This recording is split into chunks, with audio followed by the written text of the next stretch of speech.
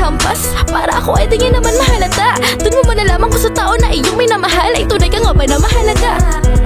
Gusto ko yung matyaga, yung tipo na pumupunta sa bahay, may dalang tsokolate palagi para lamang hindi na kami mag-away.